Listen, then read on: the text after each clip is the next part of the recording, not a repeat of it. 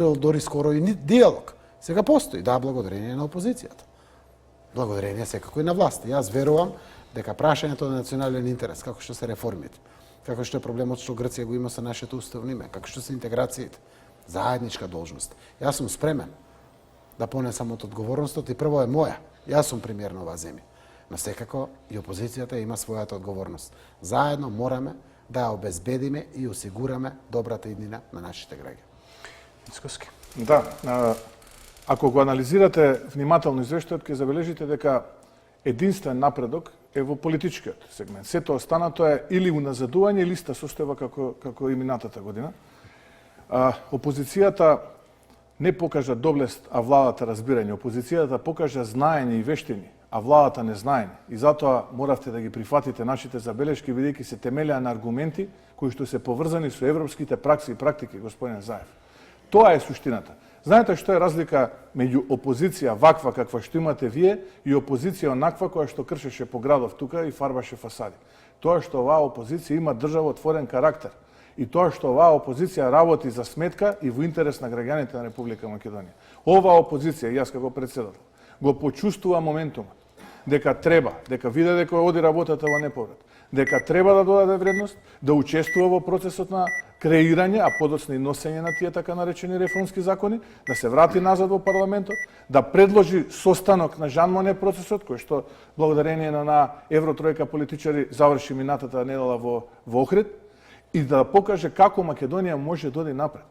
Тоа е суштината и тоа е разликата од оваа опозиција со државотворен карактер и која што работи за интересот на Република Македонија и граѓаните, и она опозиција која што 2 години фарбаше, мачкаше, боеше низ Скопје. И која што молеше вака здушно молеше да може да не успее Македонија.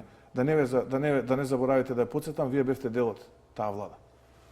Подавам рака во разговорите, цела ја влечите назад. Ке испадне дека вие сте заслужни за добрата препорака. Јас реков заедно со опозицијата, вие испадна дека само вие сте заслужни. Натре, сакате да бидете заслужни. Ваша е целата заслуга. Само нека оди Македонија напред. Еве, благодарение на вас, Македонија доби добра европска препорака. Ако за тоа вие сте задоволни. Мораме да продолжиме заедно. Европа тоа го ценеше. Власта да се заврши работата и опозиција да се заврши работата. И не можете да ги взимате сите поени. Вие најдовте премиер кој што е отворен, кој што може да разговара, кој што има доблест да слуша. Кога кажавте, со 2/3 ќе бираме ОТА. Тоа е разумно решение. И го прифативме. И тука тоа го пофалив и го потврдив. Но истовремено и нашата доблест да прифаќаме и да ги дадеме корективите. Заради тоа се изнаоѓаа решенија. И тоа е исправно и така треба. Конечно за нешто да застанеме заедно. И фала Богу, еве, застануваме заедно за повеќе прашања. Ние можеме буквално политички да се критикуваме или се, тоа е работа на политиката. Но за националните прашања треба да останеме заедно. Мицкоски, дали владата може да се надева на ваша конструктивност континуирана како што побара и европските авторитети, а не само да се изразам во спортски жаргон, само кога ќе треба да се шутира пенал како што беше овој случај пред објавувањето на извештајот? Не само ова што не беше пенал, него беше тешка одбрана Катанаџо. Ние направивме контранапад за да дадеме гол. Вака, да се изразам спортски како вие што се изразувате. Но ајде сега реално да збориме ова што кажа господина Заев. Да се сложија да директорот на ОТА биде биран со 2/3 мнозинство. Затоа што, треба сега да завршиме реченицата, затоа што тој и законот за следење на комуникации се системски закони кои што се носат со 2/3 мнозинство. Тоест, ви беше неопходна опозицијата да го донесете тој закон. Да, господин Заев. И затоа што во Уставот ви е тоа регулирано. Затоа што ние побаравме, а вие се сложивте, да тоа биде експерт од фелата, кој што ќе може да црпи легитимитет од сите политички субјекти во парламентот, дека е навистина експерт, за да не можеме утре ние да го спориме неговиот избор. Тоа е суштината. Затоа вие се сложивте, затоа што ако немавте поддршка од опозицијата, вие не можете да го донесете тој закон. А ние ви го аргументиравме овој став, како што ви аргументиравме и многу други ставови кои што моравте да ги прифатите. Впрочем, ви кажав, ние покажавме знаење и вештина, за жал, од кај вас демонстрирано беше незнањето. Но не и се добре учите. Еве, подадовте рака, најпрво рековте, превземете ги сите ловорики, па се повлековте. Нека, не е битно. Не е важно.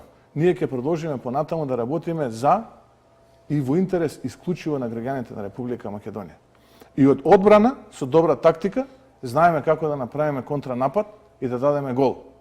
Има еден сега ваш коалиционен партнер, вели ќе дадеме гол со пета. Внимавајте на него, да не ви даде и на вас гол со пета. Господин Заев?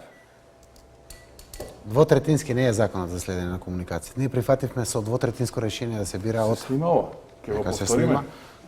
Дел од законите кои што ги донесовме, не се со двотретини, ама ни беше важно опозицијата. Вие рековте закон за следење на комуникација сега. Не рековте дел. Да, точно дел не се. Јас зборам за овој закон. Во контрарепликата Се снимава. ќе кажете.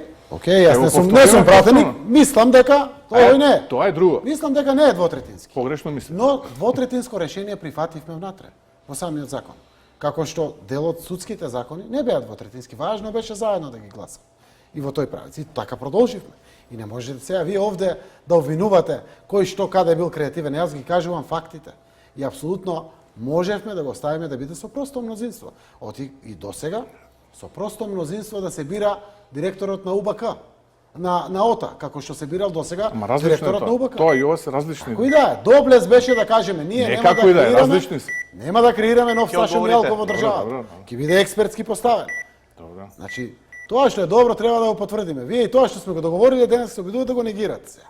Добро е што сме се договориле. Дај да продолжиме тоа што е интерес на државата да го договараме. Тоа е важно. 30 секунди, Не, одговорете.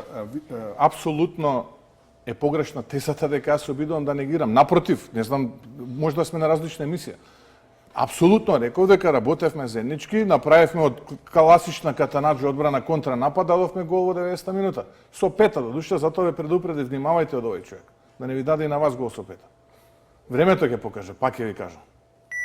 И сватете го како мој став, не како гол наратив. Но не се.